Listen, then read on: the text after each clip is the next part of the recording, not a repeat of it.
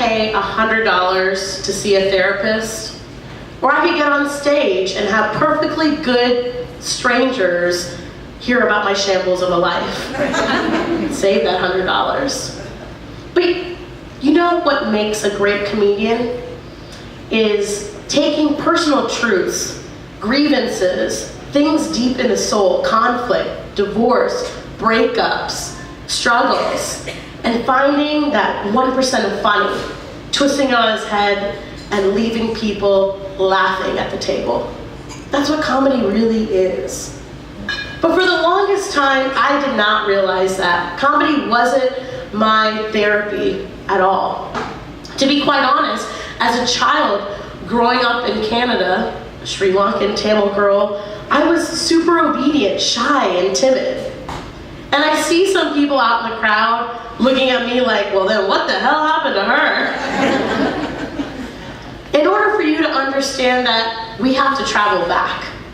We have to travel back to a glorious day, August 13th, 1986, to a small hospital room where two immigrant Sri Lankan parents gave birth to an 8-pound, 10-ounce brown butterball.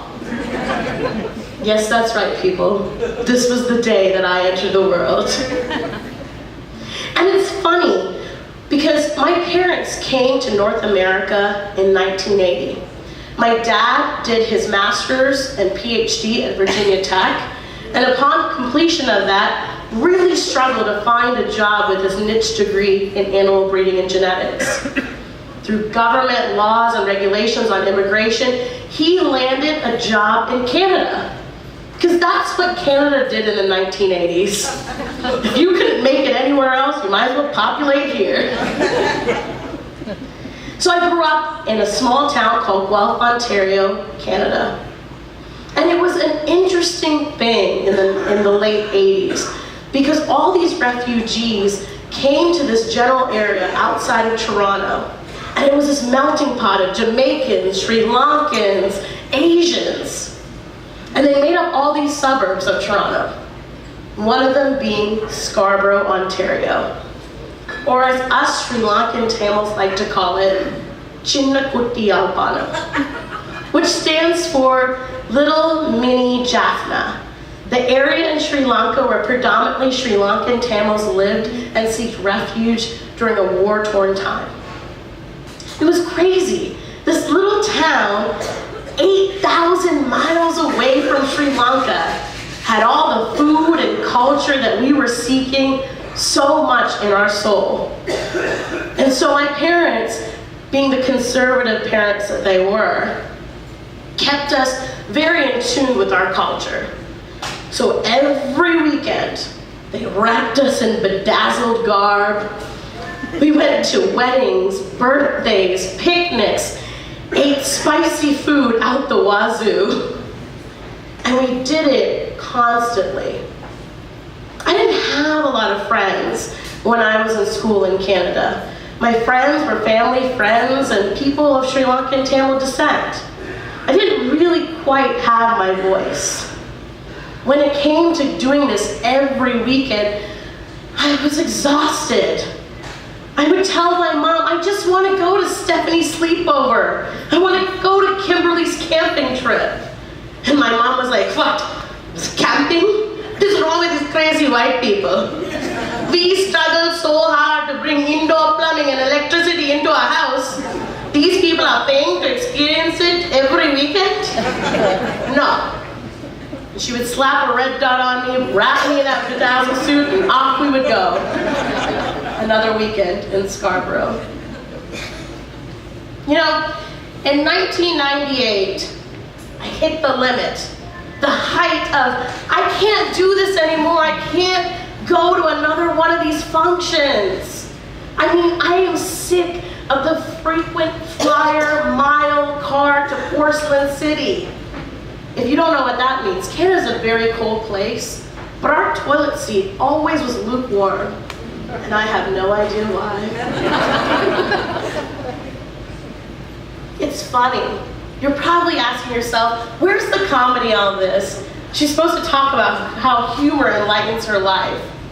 This is starting to sound like the backdrop of Slumdog Millionaire or Bend It Like Beckham. But let me tell you something. The universe is the funniest comedian in life. Because at the height of that moment where I could take no more, in 1998, Canada experienced a minor economic recession. And the first people to lose their jobs were people that worked at universities, like my father. He struggled for months to try and find a job, and he finally came home one day delighted, overjoyed. Everybody, I got a job at Auburn University. We are moving to Alabama. Well, me, being a brown girl in Canada, didn't know what to expect in Alabama. So I did what any educated 13-year-old would do. I watched Forrest Gump 8 times. 8. I was so worried that I would have to ride the bus to school and someone would say, "Seats taken, darky. Can't sit here." Luckily, I didn't experience any of that. Auburn's a beautiful town. It's a university town. And by no means is it segregated. But you can see the racial divide in any Southern public school the minute you enter a cafeteria. As a young 13-year-old, I walked into that cafeteria and I saw all white tables and I saw all black tables. And in my head, a little hum went, "One of these things is not like the other. One of these things is not like us." And suddenly, I spotted it. A little Chinese kid all by himself at a table. And I thought to myself, hey, we both got smelly lunches. It's gonna be my new best friend. And I sat down, plopped myself, opened the corner of my Tupperware where my mom had specially crafted a curried potato sandwich. And out of nowhere, this little Chinese kid looked at me and said, "Who opened a can of asshole?" These were some of my slimmer days. It's then I realized that I so badly wanted to go back to that lunchroom and cafeteria in Canada where Linda Trin opened up dim sum at lunchtime, and Reggie had homemade Jamaican patties, and Manish had bale puri. Here it was grits, bland, and chicken fingers for days. At that moment, I knew I had to change it up. I had to get my voice. But how? So I made a really good friend that year. His name is Brennan. We've been friends to this day, 16 years and counting. I'm aging myself, don't judge. And it's funny, we just grew this friendship where he would call my house from time to time and avoided all the rules that my parents had about boys calling the house. He would pretend to be a woman named Brigitte. We happened to take French classes together, so we would talk in French about grabbing drinks instead of going to the football game in the back of pickup trucks. And when we came back on Monday and I sat in the cafeteria and I did impressions about my parents and conning them, there were shrieks of laughter. And then my mom was like, "Oh my God, who is this Brigitte? She sounds delightful. When is she coming home for curry?" My friends loved it. They loved it. Because I was something different than they had ever seen before. Now they were wrapped up in their devotional groups and church, which is a great thing. They loved a sport called football, which now I absolutely love, War Damn Eagle. But they had never interacted with someone like me. And in between the shrieks of laughter, they started asking me questions. Well, why don't boys call your house? Do you have an arranged marriage? Are you Indian? Why aren't you Indian? Why did your parents leave Sri Lanka? And that bubble that they had created around themselves of Auburn, Alabama, with every question, started to deflate little by little. It's an amazing thing what you can do when you find the fact in the funny and the funny in the fact. When you share your personal experiences and then leave the table laughing. You know, it's interesting. I was in Auburn for 5 years when I graduated high school. I was nominated Most Wanted at Your Party, because I could take down a Mad Dog 2020 like no other.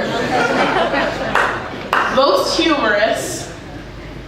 And I remember my mom looking at the yearbook like, why couldn't you be like Colin, most likely to be president? Why couldn't you be Mark, most likely to be successful? Here you're telling jokes at every party. But it says a lot for someone that was so frail that came to this area 5 years earlier and didn't have a place in a cafeteria room.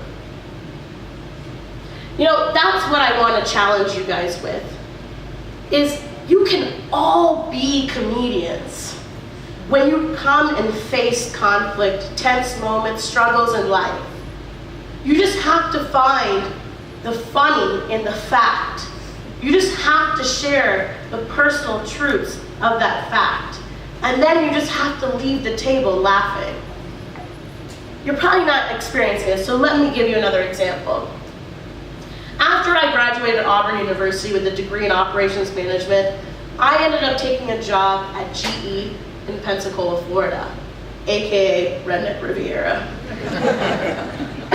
It was a glorious time. It's a military town where men come down there to do their part for our country, and I absolutely loved all of these guys that I had met that were going through flight school. But what they did during their time in flight school was leave the remnants once they were done. So you had a bunch of women that had Skittles for kids, and it was just real shambles. And I remember one of my favorite things in Pensacola to do was go to the Sand Shaker, right there on the beach on a Sunday afternoon. Because they had two of my favorite things: cheap drinks, live music. And I would spend my Sunday afternoons there, and one time, a very brash gentleman came up to me and said, "Where the hell is your red dot at?" The patrons around, they got a little tense. Things locked up. This could go many different ways. And I smiled. I quickly found the funny in the fact. I said, "Oh snap! I done dropped it again, y'all. We gotta find it." And just like the roar of laughter you hear right now, the whole bar was in stitches looking at this man. And then I told him and I explained to him, you actually have a red dot as well. The dot in our culture represents the third eye, the subconscious, the one that can see good through evil. And actually, a little side note, back in Sri Lanka, single women wore a black dot and married women wore a red one. Over time, with fashion and different things that have happened, we only wear them for special occasions and we use an assortment of colors. And the man that had made that comment was real grateful. He had never met someone like me. He made a brash comment, but he was really appreciative that I shared my personal truths with him. And as he walked away, I said to him, "Now, don't you wish you could bring back those dots on females' foreheads? That way you could decide for which ones were married or single. And that way maybe you won't get slapped so much." See what I did there? I found the fact and the funny. I shared my personal truths. And I left the table laughing. Could have gone a whole bunch of different ways. Let's look at today, for example, tonight. I told a couple jokes. You learned a little something. How many of you all didn't know a country like Sri Lanka existed? Maybe you're going to Google Scarborough, Ontario. Maybe you're gonna add the sand shaker to one of your hit lists when you visit Pensacola, Florida. It's funny how much we learn from one another when we just figure out that laughing matters. So I challenge you all to be the comedian when tensions arrive, when conflict is there, when you need some therapeutic support. Find the funny in the fact. Share your personal truths with that fact. And always leave the table laughing. Thank you so much.